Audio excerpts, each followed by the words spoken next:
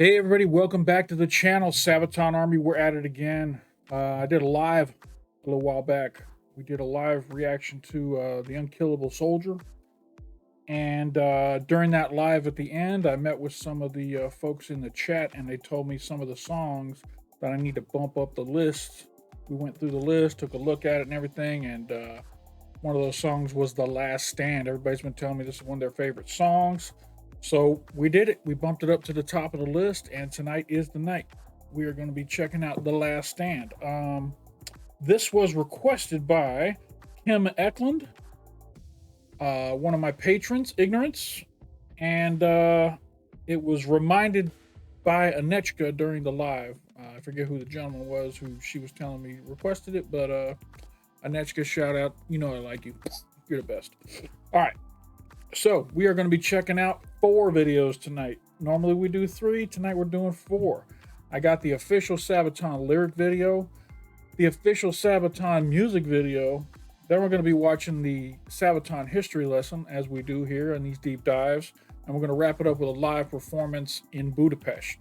So strap in. It's going to be a long one. I'll try not to pause it too much, but obviously you don't tune into reaction channels to just watch me watch the videos. You want to hear my opinions on this stuff, so I'll pause it. I'll pause it when I need to. So you guys know how we do it here at Touchy Reactions. All right. If you guys are new here and you like reactions to Sabaton and music from all around the world, consider during the watching this video. I'm not going to say do it now. Obviously, you want to sample the goods, so watch this video. If you like the format that we do here, hit that subscribe button down below. Become a subscriber. I appreciate all my subscribers. You guys have been helping the channel grow like crazy. We are creeping up on 10,000 subscribers here soon, and obviously I couldn't do it without you guys because I'm just a dude sitting behind a camera. So thank you to all my subscribers. Thank you to everybody that's been commenting and requesting songs and helping me out with all the extra history and stuff behind all this music. And that's enough rambling. Oh, well, I can't forget my patrons. My patrons. If you like supporting small channels, there's a link up here in the corner where you can join the Patreon. I got a bunch of patrons over there that are helping me help the channel grow, buy new equipment, buy new software, all that kind of stuff. And I love my patrons. Shout out to all my patrons. All right, that's enough rambling. We're already about 3 minutes into this video, so let's go ahead and jump into the first video, which is going to be the official lyric video by Sabaton for the song The Last Stand. I have no clue what this is about, so it's all going to be new to me. Here we go.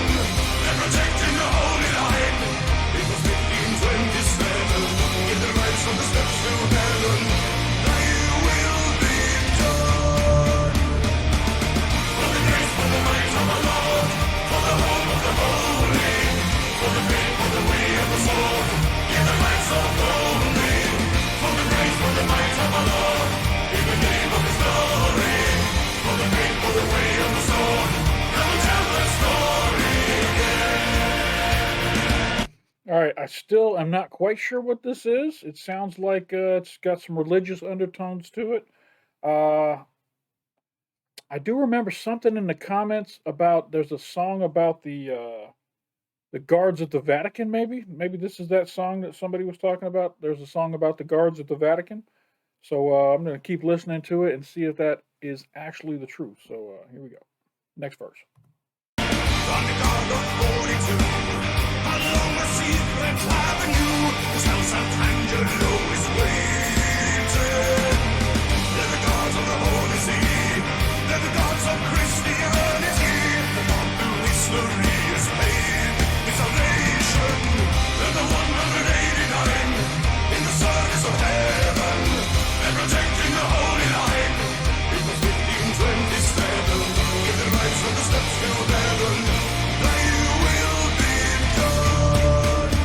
All right, I gotta say something real quick. So, if you're regular to my channel, you know that in the past I've beat up on Sabaton a little bit for some of their older songs not having good cadence, not having good rhyming schemes. This song has very good cadence and very good rhyming schemes, especially this verse right here. Very well put together, rolls off the tongue real nicely, hits the ears real nicely, and this is not going to be one of those songs that I criticize for that. So, so far, I'm liking this song a lot.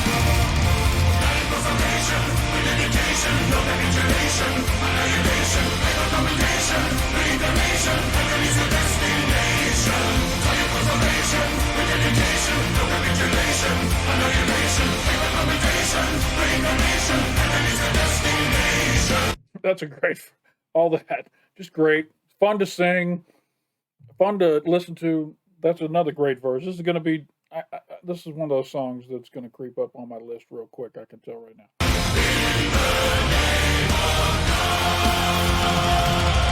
for the grace, for the might of the Lord, for the hope of the holy, for the faith, for the weight of the sword, in the life of the holy, for the grace, for the might of the Lord, in the name of His glory, for the faith, for the weight of the sword, come and tell the story, in the light of holy, come and tell the Swiss story again. I'm gonna show something real funny here.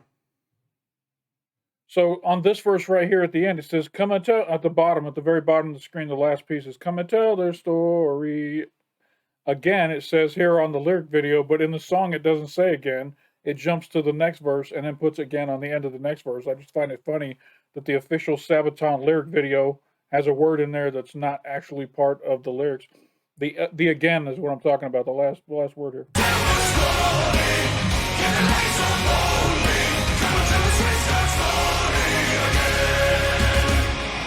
All right. So as expected, it said, come and tell the Swiss Guards story again. Swiss Guards. Swiss Guards. The Swiss Guards aren't the ones who guard the Vatican, are they? I would imagine they'd be Italian. I don't know. I guess I have to wait till I get to the Sabaton history to get the full... Man, my hat just cannot get straight. Let me see. How's that look? That's better. I got a weird shaped head. Okay. Oh, all right. So let's not waste any time. I want to check out this official music video, see what that's about. And this is from Sabaton, so this should be legit. We don't get too many official lyric videos, but this is one of them. So here we go. The official music video for The Last Stand by Sabaton.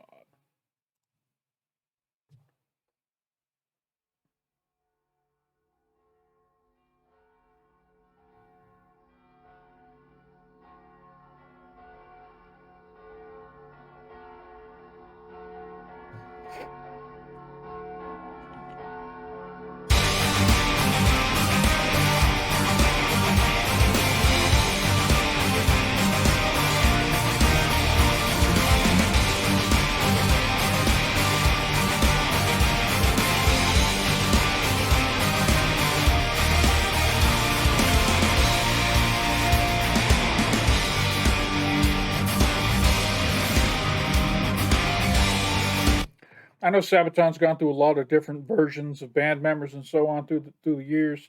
I believe this might be my favorite version here with Chris, Tommy, and Parr. And oh, what is golly man? The drummer is always the one that I forget. Hannes, maybe Hannes. And I know he's married to Floor from Nightwish. Stop typing. Stop typing. All right, and of course Joachim. I believe this five-member group right here is my favorite uh, version of Sabaton. At least, I might be wrong, but I like these guys together. In the heart of Holy See, in the home of Christianity, the seed of power is in danger. There's a hope of 1,000 souls that been abandoned by the Lord. The fall from grace will pave their path to damnation. Then the 189 in the service of heaven, they're protecting the holy line. It was 1527. Give their lives from the steps to heaven. Thy will be done. For the grace, for the might of the Lord, for the home of the holy, for the faith, for the way of the sword. Give the light so holy. For the grace, for the might of the Lord, in the name of His glory. For the faith, for the way of the sword. Come and tell the story again. On the guard of 42, along the secret avenue, the San Sant'Angelo is waiting. They're the gods of the Holy See. They're the gods of Christianity. The God through history is made His salvation. That picture they just from what I remember of what I've seen of the guards at the Vatican, they do dress like this. So maybe the Swiss guards do guard the Vatican. I'm going to look like an idiot, obviously. You guys all know already. You're like screaming at your screens. Of course they do, you idiot. I don't know. I'll know after the history. We'll see.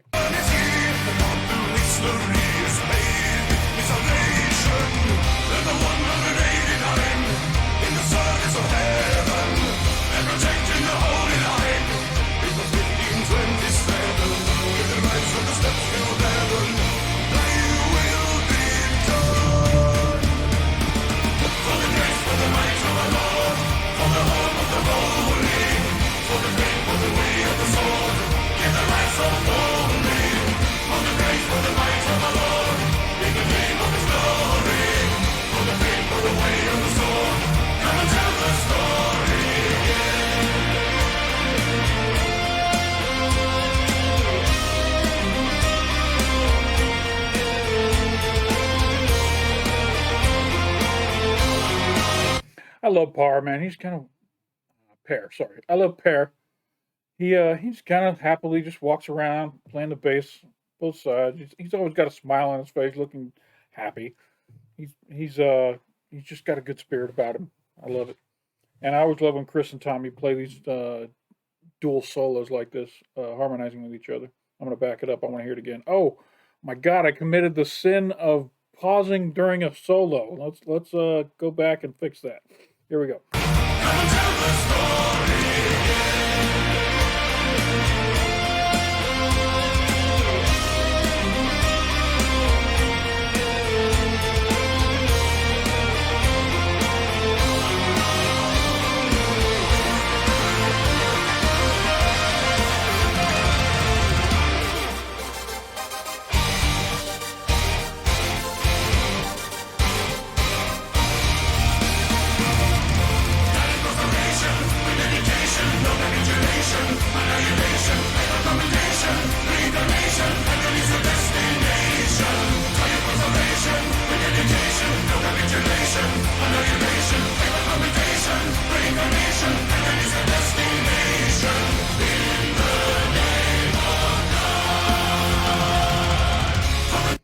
It would have been cool right there if they dropped out the music and did that and had the crowds sing along with it. That part of the song that would have been really a really cool way to interact with the crowd right there. I don't know. Maybe that'll happen on the live. We'll see. Let me back up 5 seconds. Here we go.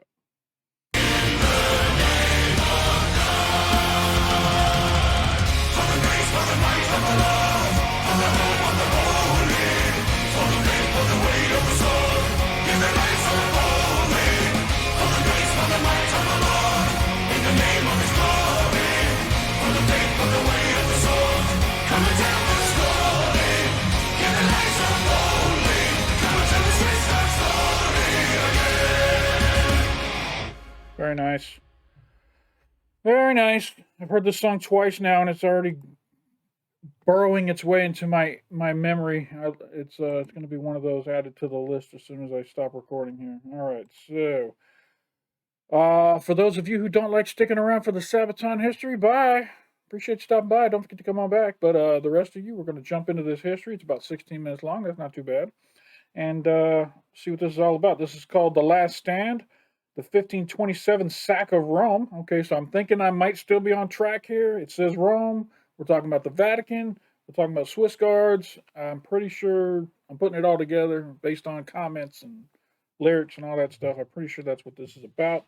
I've never heard this story before.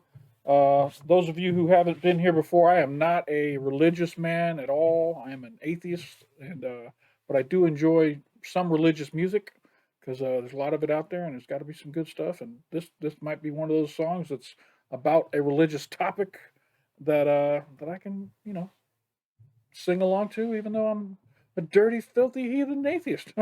So Sabaton history number 44, The Last Stand. Here we go. I'll make sure the volume's right. Here we go.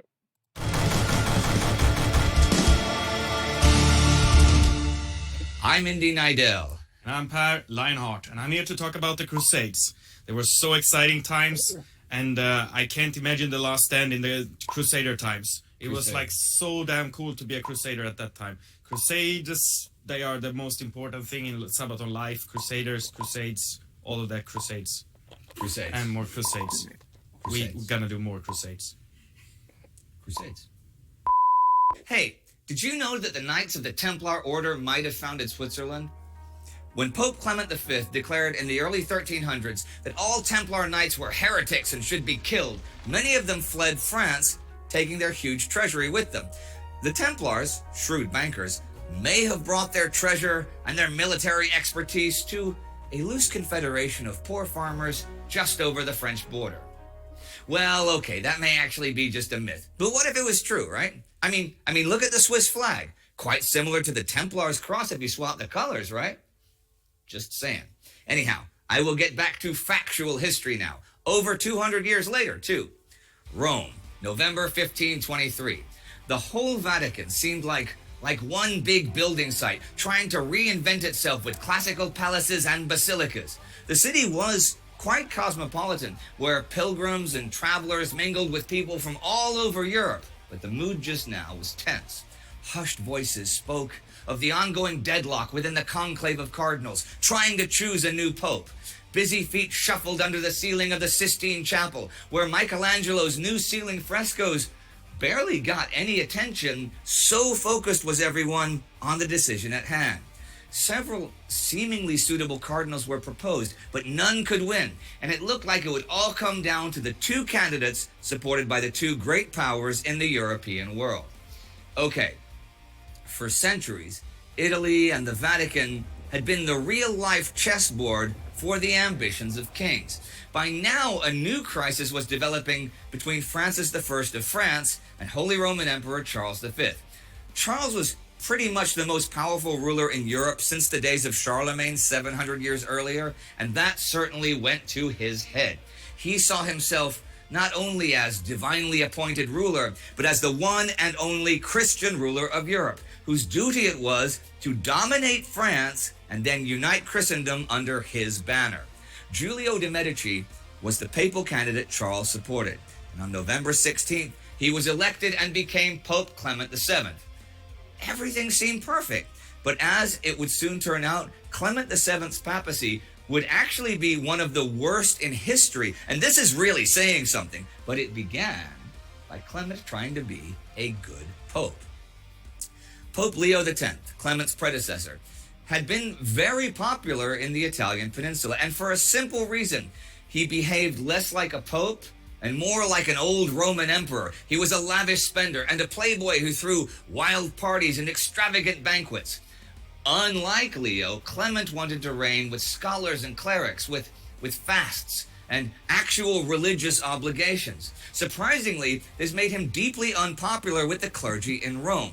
Now this was a problem, but he still had the emperor on his side, right? I mean, all he had to do was not agitate his royal benefactor, which he promptly did. Charles was fighting a war against France in northern Italy, and rumors reached his ears that Clement had been secretly in contact with the cities of Venice and Milan to form a defensive pact with Rome in case things went bad for the Holy Roman Empire.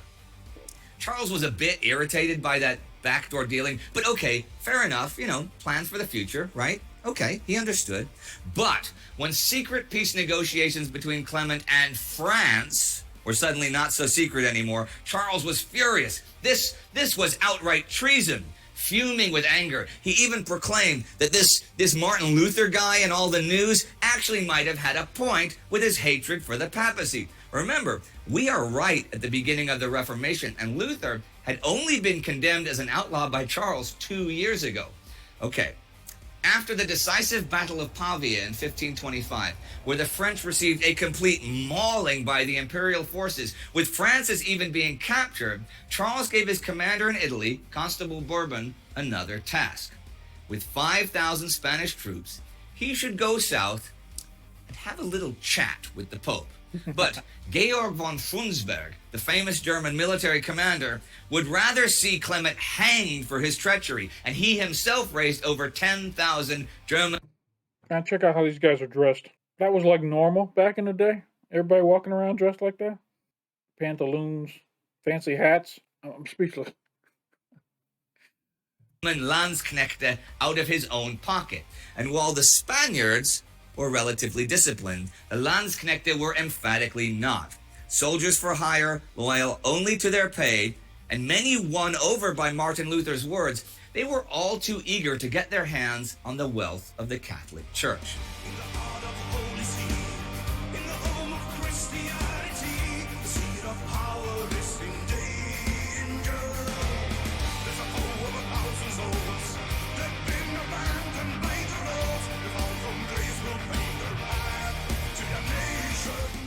Early 1527, Bourbon's 5,000 Spanish and Frundsberg's 10,000 Germans linked up with other mercenaries eager for loot. But then Frundsberg suffered a stroke and returned north.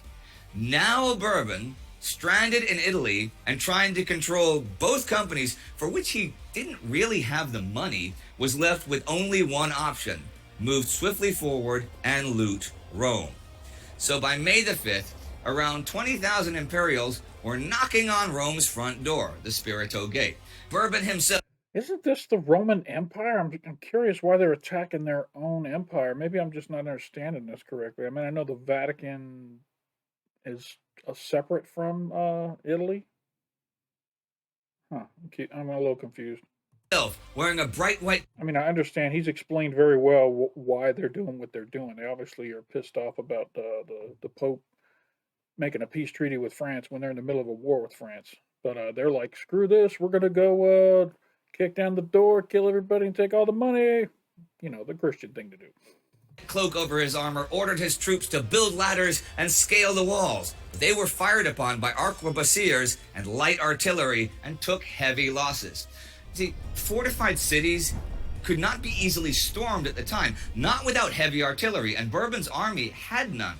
And while the garrison of Rome defended its walls, Pope Clement could still rely on the elite soldiers of the Italian Black Bands and his personal protectors, the 189-man-strong Swiss Guard.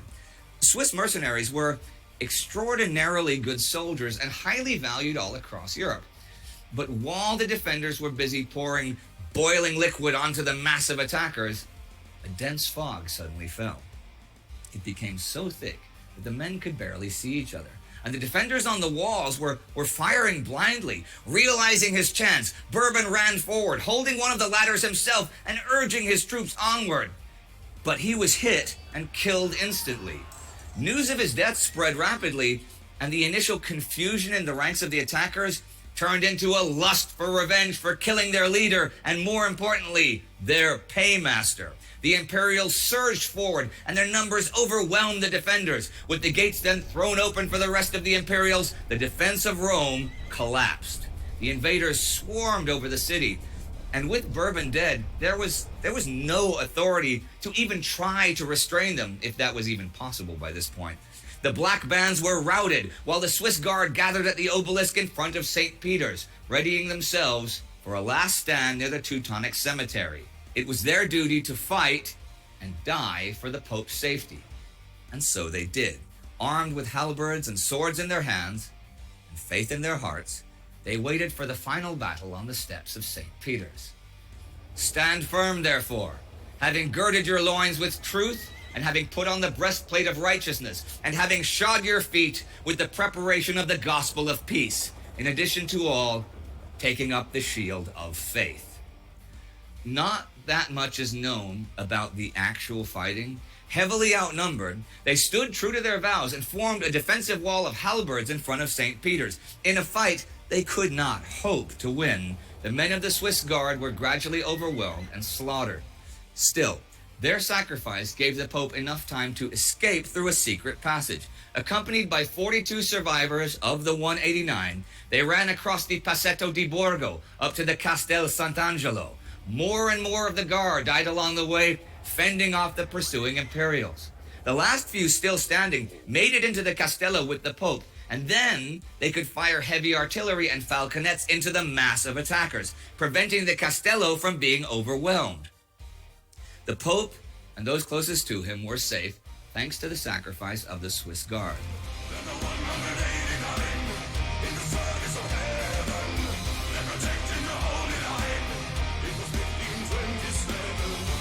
That might be my favorite line in this as far as rhyme scheme goes. The heaven and 1527, the way they rhymed the two of those, is beautifully done in this verse. I want to back it up just to hear it one more time.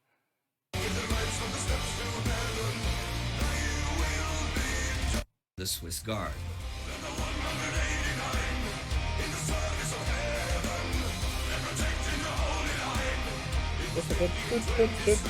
Very nice.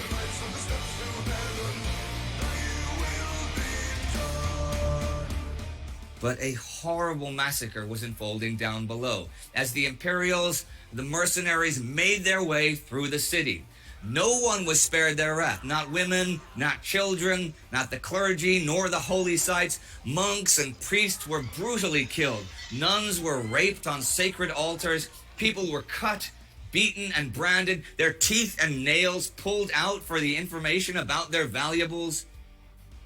Sources speak of molten lead being poured down throats and severed testicles in the streets. Tombs were looted, holy relics were carried away, often by famous artists and noblemen who now served as porters for the soldiers. From high above, Pope Clement was forced to look upon the destruction that he was unable to prevent.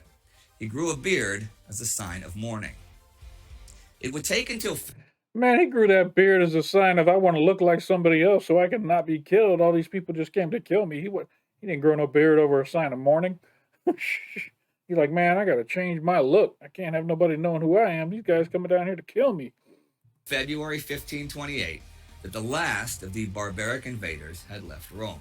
What they left behind was a city in ruins, with dead by the thousands floating in the river. It would take decades for Rome to recover. The city's population was reduced by some 80%, and it is seen by many as the end of the Italian Renaissance.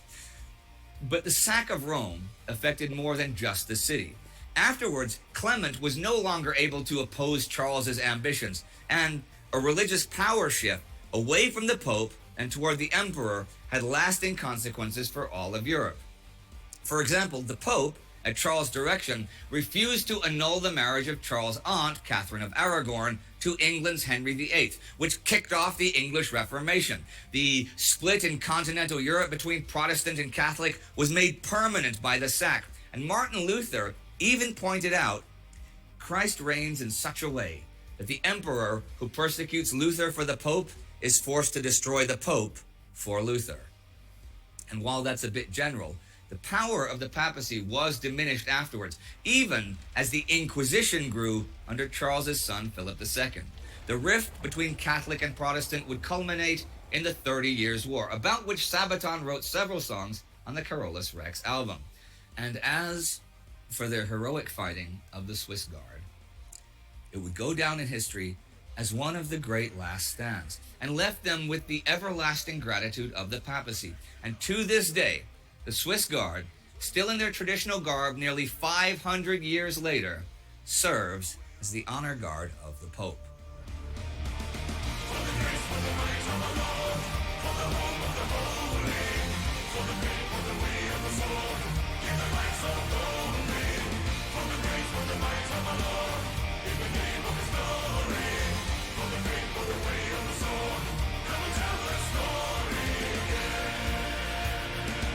So I know a bunch of people are going to be wondering why we started this episode with Crusades, but it's not about the Crusades. No, it's a meme. It became a meme. I guess somebody misunderstood the song, or too many people started misunderstanding the song. So our lovely Sabaton fans, instead of bashing them and, trolling them on the internet, made memes about them instead. Now, do you have a whole bunch of memes of yours? Yeah, there's been a few over the years. I think this one and, well, the Winged Hussars. Oh, yeah, but that's see, I knew that one. I didn't know this one, though. So. It's even sometimes going only in text form, And the Winged Hussars arrived! Yes, my favorite song by Sabaton.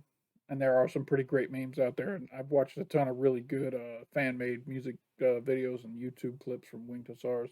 Now I have to check out the Last Stand memes and see what they're all about. Don't even need a picture. Sometimes you are on Reddit reading about a totally different topic, and then somebody just writes, and then the Winged Hussars arrived. Yeah, but we've seen that in our comments a lot over the last 8 months or so. We've been doing this show, or more than that now. I've been fortunate enough to have a couple of memes done about me. More with the Great War, because it was longer than World War II one. And my favorite one, and we're going to put a picture of it in here. We were at the Tank Museum Bovington, and David Willey, the director of the Tank Museum there, very eloquent guy, knows his stuff, popular, he's really good camera. We were doing interviews and stuff, and somebody got this photo of it, and they put this. But and what about the actual song itself, Beyond the Memes? Beyond the Memes was actually the first song written with Chris, one of the most popular from that album. Really nice vibe to it. I don't know what it is. It's really Sabaton. If you listen to it, you don't even have to wait for the sort of the vocals to start. You will know it's a Sabaton song only from... You mean from this part right here? Yes, that's the one I mean. That's the part you mean, yeah. I think you pretty much got that. So, could you say, I mean, not would you want to say, but could you say, if you had to say, could you pick a single 10-second thing of a Sabaton song and say, that's us, and that defines us? Or yes, is that too much? I can. No, I can, but it's not going to be this song. It's going to be Primo Victoria. Okay, okay. Through the gates of hell as we make our way to heaven, through the Nazi lines, and then the choir, Primo Victoria. We can hear that too. See, now they get a bonus today. They get all kinds of stuff. Oh yeah. You kid, we're starting to spoil you guys. Yeah, we're generous guys. It's not too long. It's only a couple months away before this channel will be a year old. Oh yeah, that's right. I know. We started. The first episode came out February 7th. It feels much shorter than that, I can tell you. Yeah, but we've done dozens of episodes, and we've got dozens more. It's kind of cool. Yeah, hopefully we'll be able to do one of every Sabaton song. I would like that very much. And if you guys have anything special you'd like to see for our 1-year anniversary when it comes, we may as well start talking about that now. They're gonna start asking for bloopers, you know that. Oh, well, we don't have any bloopers, do we? We deleted all. Deleted all? Oh, damn. Dude, my life is a blooper. Okay, no, we do have some great bloopers. I mean, none that involve him. They only involve Power. Exactly.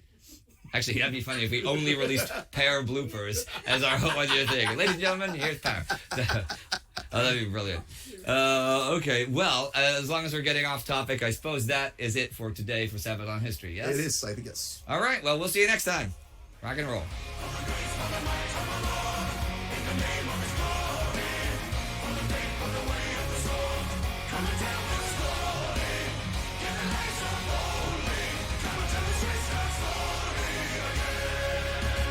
Alright, that's it for this week. Thank you for watching, and hopefully you can help us out here now. So, We want to keep this going. It's a lot of fun to do, but it takes some doing. So you need to click on notifications. You got to subscribe. And if you can, we would love it if you would become a Patreon and help us out. So hopefully, until we meet again next week. All right. I enjoyed that quite a bit. I'm really enjoying this song. Got one last video to watch. This is the live performance. Man, I tell you what, it was hard for me to figure out which live I wanted to watch. Some of these Sabaton songs, there's no live versions out there of it, but this one had multiple different lives from different venues and different times, and I just could not, without watching the video to see which one's best. I can only kind of click through it real quick to get an idea of what the camera angles are and what the crowds are like and that kind of thing, or I went back and forth between a few different videos about which one to watch, and then I just finally decided to go with the official Sabaton Live from their channel to, support them, I guess. And this is the one that's filmed from up on stage looking out at the crowd. So I haven't done one of those in a while. So let's go back and reminisce on old times and watch The Last Stand live from Budapest by Sabaton. Here we go. The volume's up. Here we go.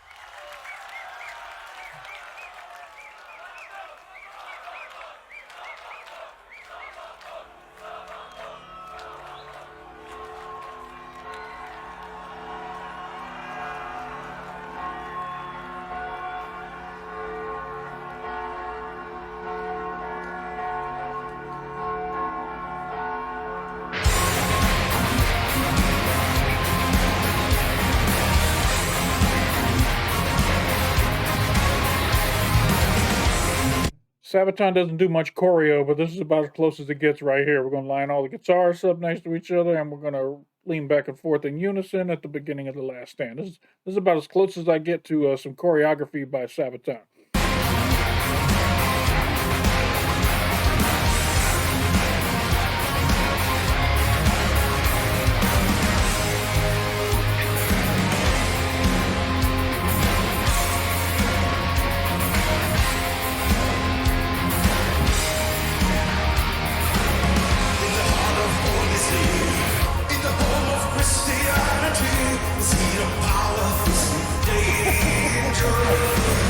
I'm telling you, how can you not smile when you see this man? He's just always got a happy look on his face.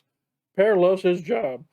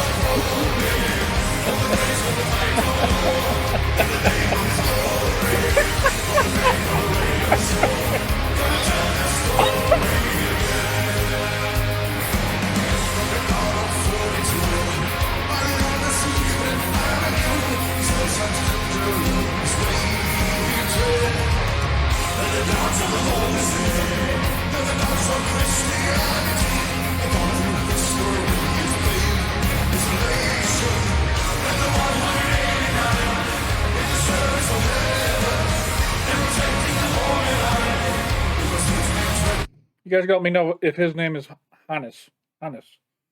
I think that's what it is. I'm embarrassed if I've been watching Sabaton this long and I don't know the drummer's name, but I think it's Hannes.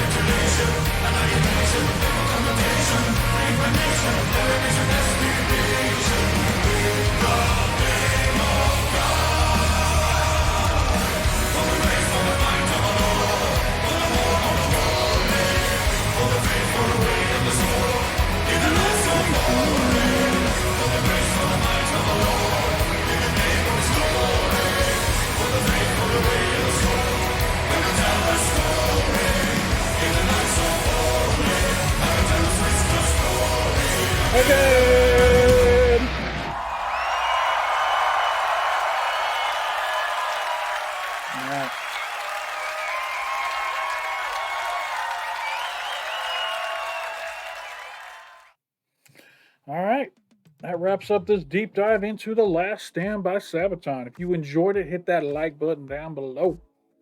I did enjoy it. I'm gonna say this song is probably in my top 10. This is probably in my top 10 songs for Sabaton. And that's saying something because I've been doing reactions to Sabaton now for a while. And like I say, this is a religious based song, and it's I still like it. So this is a very well written song. I really, really, really enjoyed it. So thank you to those who requested it. I'm glad I finally got it done. You guys have been asking me for a long time, and I kept getting this confused with The Last Battle. I was like, I did that already. But The Last Stand and The Last Battle are two different songs, and now they're both done.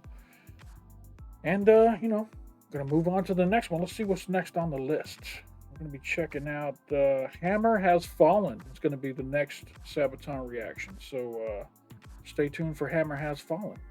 It was requested by Peter Vessel? I would say Peter, but there's two T's in there, so Peter Vessel.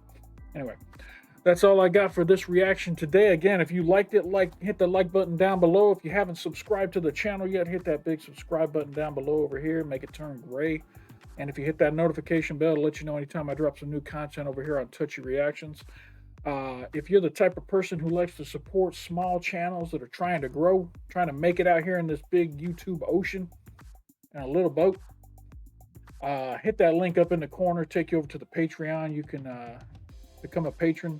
The patrons get early access to all of my videos. As soon as I'm done recording them and editing them, they go straight onto Patreon for about 3 weeks before they go out on YouTube. So, if you want early access and you want to help support the channel, I thoroughly appreciate it. And I will make sure that I continue to roll out good content for you guys over there on the Patreon as well. So that's all I got for tonight.